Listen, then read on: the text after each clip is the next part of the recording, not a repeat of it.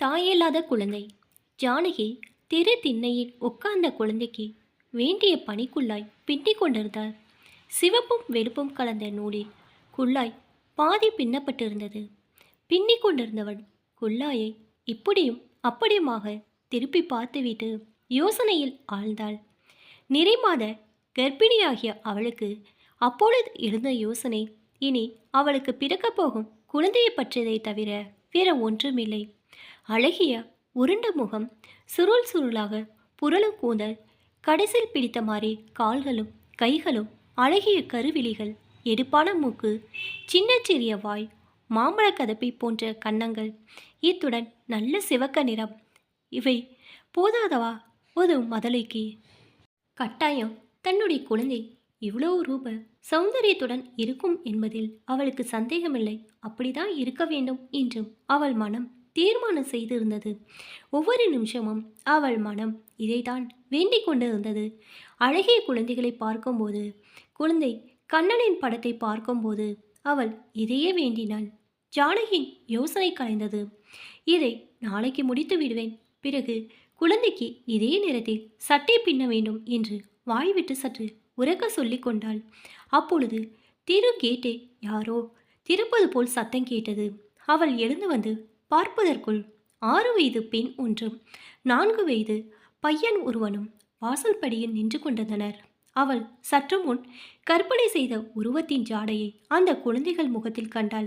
ஆனால் அவள் கற்பனை குழந்தையின் முகத்தில் சலனம் எதுவுமின்றி அமைதி நிலவியது. இந்த குழந்தைகளின் முகத்திலோ துக்கத்தின் சாயை படர்ந்திருந்தது. யாரு பாப்பா என்று அந்த பெண்ணை பார்த்து கேட்டாள் ஜானகி. நாங்கள் கொடியாத்து பசங்க என்றது பெரிய குழந்தை. உங்க அம்மா என்ன பண்ணுது பாப்பா? உங்களை காணாவிட்டால் தேட மாட்டாளா என்று கேட்டாள் ஜானகி. எங்களுக்கு அம்மா இல்லை மாமி என்றாள் பெண். பையனும் பரிதாபமாக முகத்தை வைத்து கொண்டான். ஐயோ பாவம், தாயில்லா குழந்தைகளா நீங்க என்றாள் ஜானகி. மாமி, அந்த குள்ளாய் யாருக்கு போடுகிறீர்கள் என்று கேட்டாள் அந்த பெண். பாப்பாவுக்குமா? இது குளிர்காலமோனே, அதுக்கு குளிராதா, அதற்காக போடுகிறேன் என்று கூறி சிரித்து கொண்டாள் ஜானகி. பாப்பா எங்க மாமி இருக்கிறது என்று கேட்டாள் அந்த பெண். பாப்பாவா? இன்னும் பிறக்கவில்லை என்றாள் ஜானகி சற்று சங்கோச்சத்துடன்.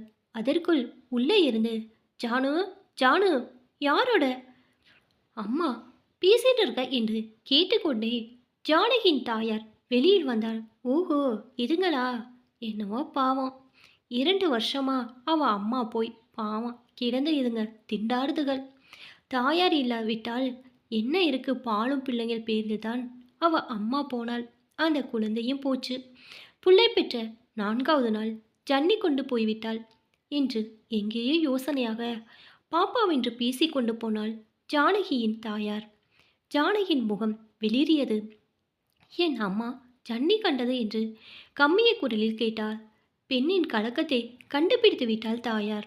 இந்த விவரம் எல்லாம் எதற்காக சொன்னோம் என்று தன்னையே நொந்து கொண்டாள். அது கிடக்கிறது ஜானகி, ஒரே இடத்தில் கால் வலிக்க எத்தனை நாளை உட்கார்ந்திருப்பாய்?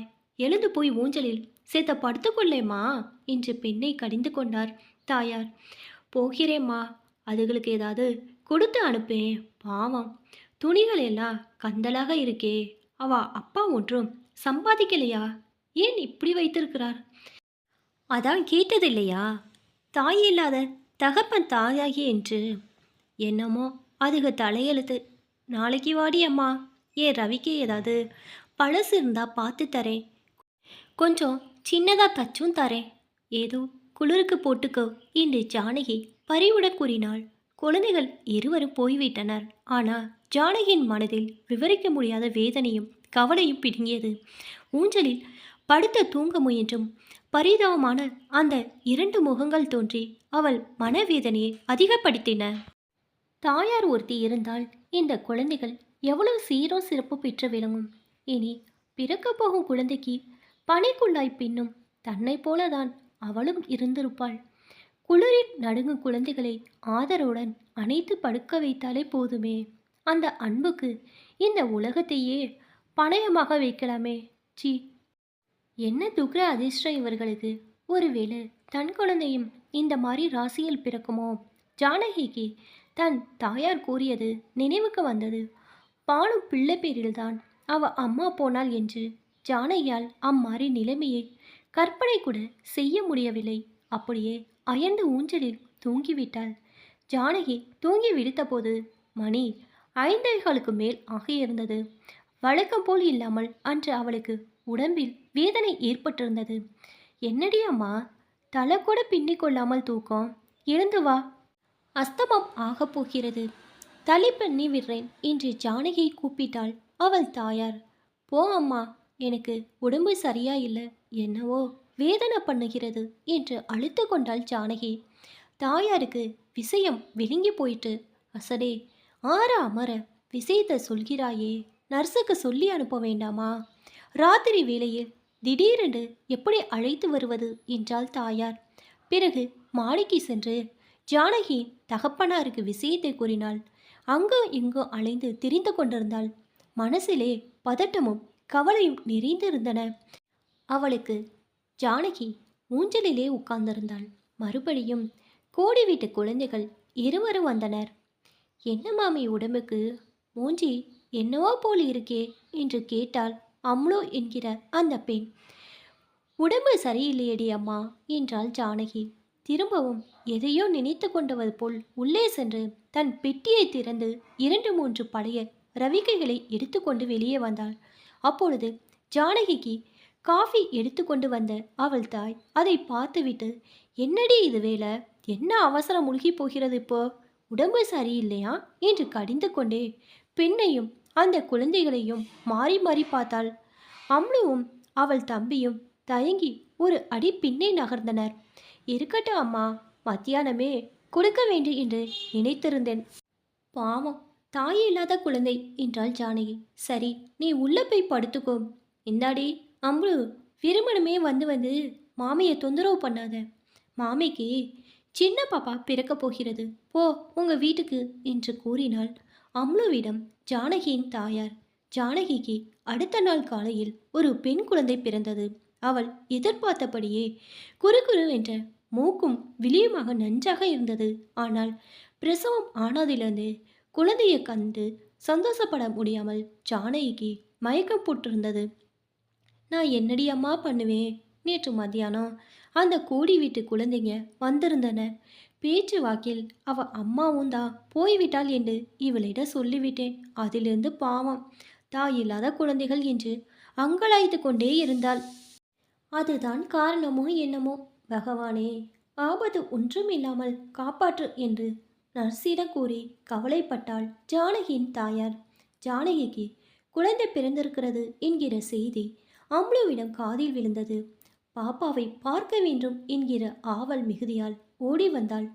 திருப்பக்கம் இருக்கும் அறையின் ஜன்னல் வழியாக உள்ளே எட்டி பார்த்தாள். ஜானகி அசையாமல் படுத்திருந்தாள். குழந்தை மட்டும் காலையும் கையையும் ஆட்டிக்கொண்டு படுத்திருந்தது. அந்த கள்ளக்கபடமற்ற முகம் ஜானகி போலவே இருந்தது. பாவம் மாமி, ஏன் அப்படி அசையாமல் படுத்திருக்கிறாள்? அவள் அம்மா ஏன் கண்ணில் ஜலம் பெருக நின்று கொண்டிருக்கிறாள்? டாக்டரும் நர்ஸும் ஏன் கவலையுடன் உட்கார்ந்து இருக்கின்றன? இவ்வளோ கேள்விக்கும் பதில் அறிய அம்லுவுக்கு ஆசை. ஆனால் யாரை கேட்பது? அம்லு நின்று கொண்டது. ஜன்னலின் கதவு காற்று அடித்ததில் பற்றென மூடிக்கொண்டது. யார் அங்கே கதவை மூடுகிறது என்று ஜானகியின் தாயார் அதட்டிக்கொண்டே வெளியில் வந்தாள். நான் சாத்தல மாமி, காற்றில் மூடிக்கொண்டது என்று பயத்துடன் கூறும் அம்லுவை பொறி பறிக்க விழித்து பார்த்தாள். போங்கடி சனியன்களா, உங்களை யார் இங்கே வர சொன்னது என்று கத்திவிட்டு உள்ளே நுழைந்தபோது ஜானகி மெதுவாக கண்களை திறந்து பார்த்து அம்மா என்று கூப்பிட்டாள். மாமியே கண்ணை மூடிக்கொண்டு படுத்திருந்தாள். ஒருவேளை நம்ம அம்மா மாறி மாமியும் போய்விட்டாளோ? சுவாமி, ஏன் நல்லவர்களே எல்லாம் அழைத்து கொள்கிறாரோ என்று நினைத்து வருத்தப்பட்டாள் அம்லு. கடைசியில் பாப்பாவை பார்க்காமல் வந்துவிட்டமே என்றும் அவளுக்கு குறியாக இருந்தது. வீட்டுக்கு வந்த பிறகு ஜானகிக்கு உடம்பு குணமாகி தலைக்கு ஜலவிட 15 நாளுக்கு மேலாகிவிட்டது. அந்த நாட்களில் ஒரு தினமாவது அம்லு அவர்கள் வீட்டு பக்கம் போகவில்லை. ஜானகி 2 தடவை ஏனம்மா அந்த குழந்தைகள் இந்த பக்கமே காணோம் என்று தன் தாயாரை கேட்டாள். உடம்ப அலட்டிக்காதம்மா, நீ கிடந்த லட்சணத்துக்கு உனக்கு ஏன் இந்த வீண் விசாரணை எல்லாம் என்று கோபித்து கொண்டாள் அவள் தாயார். புண்ணியவசனத்தன்று மாலை குழந்தையை தொட்டிலில் இட ஊர் அழைப்பதற்கு ஜானகியின் தங்கை புறப்பட்டாள். ஒவ்வொரு வீடாக அவள் ஏறி இறங்குவதை கவனித்த அம்லு பயந்து கொண்டே, ஏண்டி உங்க ஆத்தில் இன்றைக்கு என்ன என்று கேட்டாள். எங்க அக்கா குழந்தைக்கு தொட்டில் போடுகிறார்கள், நீயும் தான் வாயே அம்லு என்று அவளையும் குங்குமம் கொடுத்து அழைத்தாள் அந்த பெண். அம்லுவுக்கு மாமியையும் குழந்தையையும் பார்க்க வேண்டும் என்கிற ஆவல் மிகுது நாள் அன்று ஜானகியின் தாயார் கோபித்து கொண்டதையும் மறந்து ஜானகியின் வீட்டுக்கு சென்றாள். கூட நிறைய எல்லாரும் உட்கார்ந்திருந்தார்கள். குழந்தைக்கு மையிட்டு பொட்டிட்டு நாமகரணம் செய்து தொட்டிலில் விட்டு தாலாட்டு பாட ஆரம்பித்தாள் ஜானகியின் தாயார். குழந்தை தன் சின்னஞ்சிறு கால்களையும் கைகளையும் உதைத்து கொண்டு விளையாடி கொண்டிருந்தது. ஜானகி மாதிரியே இருக்குது மாமி என்று ஒருத்தி கூறினாள். நல்லா இருக்கு, எங்க ஜானகிக்கு கண் பெருசு, இவளுக்கு அப்படி இருக்காது போல் இருக்கே என்று ஜானகியின் தாயார் மறுத்து கூறினாள். எல்லாம் அவ அப்பா மாதிரிதான் இருக்காள் என்று கூடத்தை விலக்கி கொண்டு வந்த ஜானகியின் பாட்டி குனிந்து தொட்டிலை பார்த்து கொண்டே சொன்னாள். எப்படியோ நல்ல வேளையாக அம்மாவை பிழைக்க வச்சாலே அதுவே பெருசு, எப்படியாவது இருந்து விட்டு போகட்டும் என்றாள் ஒருத்தி. வாஸ்துவாந்தாண்டி அம்மா, நான் எப்படி நடுங்கி போனேன் தெரியுமா, அவ பேச்சு மூச்சு இல்லாமல் கிடந்தபோது என்று பயம் துணிக்க கூறிக்கொண்டே வெற்றிலை சீவல் கொடுக்க ஆரம்பித்தாள் ஜானகியின் தாயார். எல்லோரும் வாங்கி கொண்டீர்களா, குழந்தைகள் எல்லாரும் வாங்கி கொண்டார்களா என்று விசாரித்தாள். வாயில் படி அருகில் சுவர் ஓரமாக நிழலில் நின்று கொண்டிருந்த அம்லுவை யாரும் கவனிக்கவில்லை.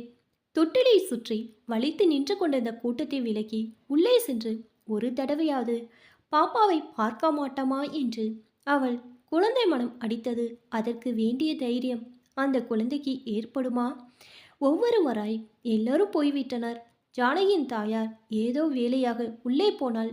அம்லு மெதுவாக தொட்டில் அருகில் வந்தாள். பாப்பாவை குனிந்து பார்த்தாள் உள்ளன்புடன். அந்த கன்னங்களில் முத்தமிட்டு கொண்டாள். குழந்தை எடுக்க வந்த ஜானகி அம்லுவை பார்த்து, ஏண்டி அம்மா, பழம் வெற்றிலை வாங்கி கொண்டாயோ, ஏன் நீ வரவே இல்லை என்று பரிவுடன் கேட்டாள் ஜானகி. நான் வந்து குழந்தையை எடுக்க மாட்டேனா, நீ ஏன் அழுகிறாய் என்று கூறிக்கொண்டே உள்ளே இருந்து வந்தாள் அவ அம்மா. அந்த குழந்தைக்கும் பழம் இருந்தா குடுமா, பாவம் என்றாள் ஜானகி. எல்லாம் வாங்கிட்டு இருப்பா, ஏண்டி இப்படி பரிந்து பேசுற? அம்லு பரிதாபமாக ஜானகியை பார்த்தாள். பேசாமல் வாசப்படி இறங்கி ஒரு முறை அவளை திரும்பி பார்த்துவிட்டு கேட்டருகில் சென்றாள். ஜானகி எதையோ நினைத்து கொண்டு வெற்றிலை கட்டிலில் கிடந்த 2 பழங்களை எடுத்துக்கொண்டு, பாப்பா போகாத, இந்தா என்று கேட்டருகில் சென்று அம்லுவின் கையில் பழங்களை குடித்தாள். உள்ளே இருந்து, நன்னா இருக்க அதிசயம், நீ கிடந்த கடைக்கு உடம்பு அழட்டிக்கிறது என்று பெரிதாக எறிந்தாள் அவ அம்மா. பாவம்மா, தாயில்லாத குழந்தை, நான் இந்த தடவை என் குழந்தைக்கு தாயாக பிழைத்தேனே, அதன் மனசை புண்படுத்தலாமா? என் குழந்தைக்கு தாயாக நான் நன்றாக இருக்க வேண்டாமா என்று கேட்டுக்கொண்டே குழந்தை எடுத்துக்கொண்டு உள்ளே சென்றாள் ஜானகி. அவள் மனம்தான் ஏதோ பிரமாதமான காரியம் ஒன்றை செய்துவிட்டதாக திருப்தி அடைந்தது.